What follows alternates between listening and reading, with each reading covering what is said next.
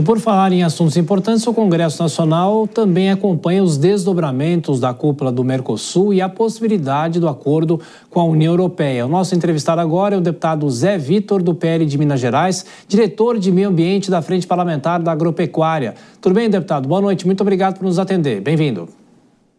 Tudo bem, e você? Muito obrigado, viu? Bom participar com vocês aqui. Nós que agradecemos. Deputado, claro, de que maneira o Parlamento brasileiro e a Frente Parlamentar, que trata do agronegócio, vem acompanhando a possibilidade, talvez nessa sexta-feira, de um acordo, ou pelo menos o início de um acordo mais próximo entre o Mercosul e a União Europeia, apesar das resistências de países da Europa, como a França e a Itália. Para o agro do Brasil e também o que o Congresso pode fazer para ampliar esse mercado que pode se abrir a partir desse acordo? Bom, nós temos hoje globalmente grandes parceiros e a Europa não é a principal. Nós temos hoje uma ligação direta importantíssima com a Ásia. Óbvio, alguns produtos, se a gente puder citar o café, entre outros, tem sim uma boa entrada pela Europa, mas ela não é tão decisiva. Um acordo como esse certamente nos abre mais espaço. Eu imagino que os europeus, nesse momento, estão vivendo dias difíceis, principalmente aqueles que têm um sistema produtivo ineficiente, uma agricultura e uma pecuária que não é tão competitiva e que tem índices de produtividade tão elevados quanto os nossos.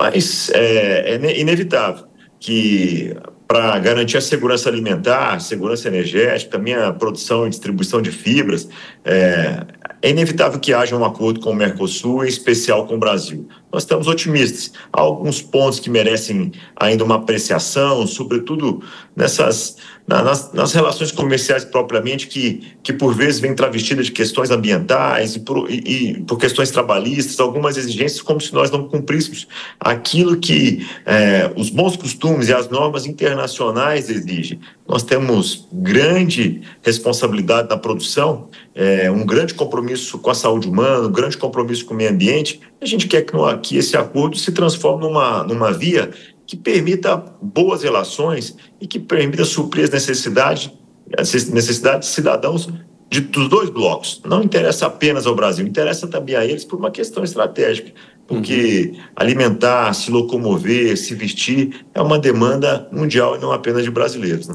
Deputado, vou chamar já os nossos comentaristas, Dora Kramer e Nelson Kobayashi. A sua pergunta, Dora. Deputado, boa noite. Não sei se é possível essa conta, se já existe a projeção, porque se fala que vai ser uma maravilha e o acordo é um show, que bárbaro. Objetivamente, qual é o impacto? Eu não sei se existe essa projeção, qual é o impacto, pelo menos no seu setor e logo no início, caso esse acordo seja firmado.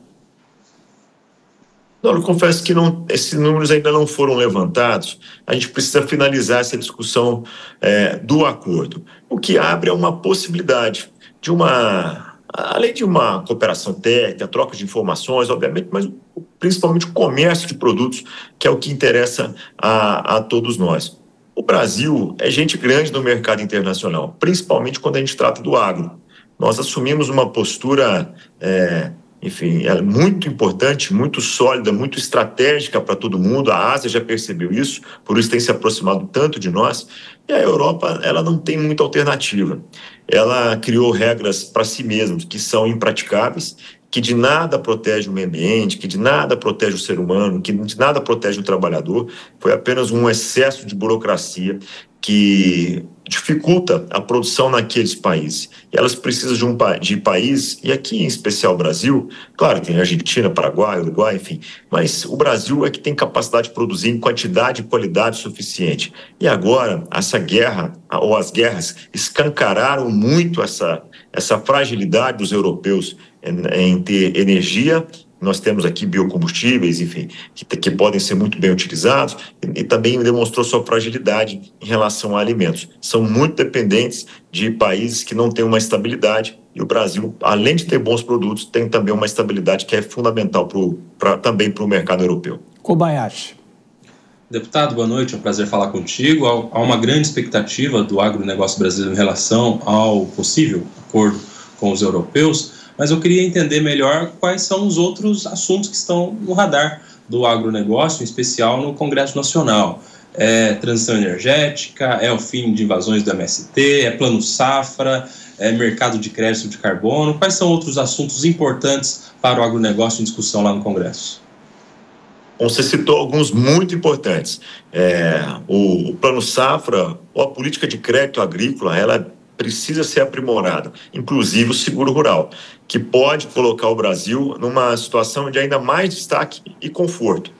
Quando eu digo isso, a gente consegue, é muito óbvio, na medida em que a gente dissemina e populariza o seguro rural, a gente facilita o acesso ao crédito e garante mais sustentabilidade econômica ao setor agropecuário. O crédito de carbono é um assunto que interessa ao agro, obviamente, mas no mundo todo o agro não participa ainda, pela dificuldade de mensurar a atividade agropecuária, ele não participa do mercado internacional. Por isso o Brasil também não participa, embora, se nós conseguimos destrinchar e avançar nesse debate internacional, e a COP no Brasil no próximo ano pode ser uma oportunidade para isso, o agro pode ser sim um fornecedor de soluções. Nós temos as invasões permanecem sob um olhar extremamente atento, uma luz amarela constantemente acesa. O direito à propriedade é algo que nós preservamos muito, mas se eu puder aqui acrescentar, essa questão ambiental também permanece na nossa pauta. Acabamos de aprovar os bioinsumos, uma grande alternativa para os produtores rurais brasileiros e mundiais, e essa questão da reciprocidade, para que o mundo, reciprocidade ambiental, depois, inclusive desse caso que aconteceu da fala infeliz do diretor do Carrefour, nós precisamos nos posicionar de maneira mais firme e dura, porque nós não somos merecedores de sentarmos no banco dos réus. Nós somos, de fato, como eu disse, a meu ver, fonte de soluções para muito daquilo que o mundo espera e precisa. Deputado, rapidamente, o Congresso aprova o corte de gastos, o pacote nesse ano ainda? A expectativa, obviamente, da Câmara, que o senhor faz parte.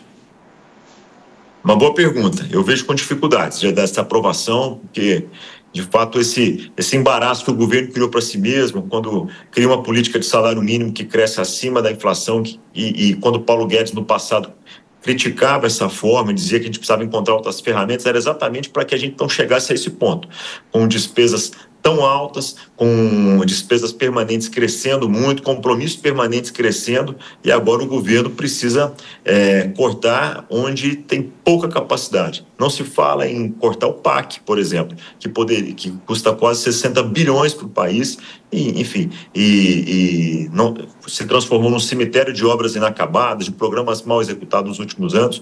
Acho que a gente tem que ampliar esse debate. Eu não vejo com bons olhos esse corte de gastos nos modelos que está aí, porque prejudica principalmente aqueles que mais precisam. Deputado Zé Vitor, do PL de Minas Gerais, diretor de Meio Ambiente da Frente Parlamentar da Agropecuária. Muito obrigado, deputado, pela participação mais uma vez. E volto sempre. Obrigado, boa noite, bom trabalho a vocês aí.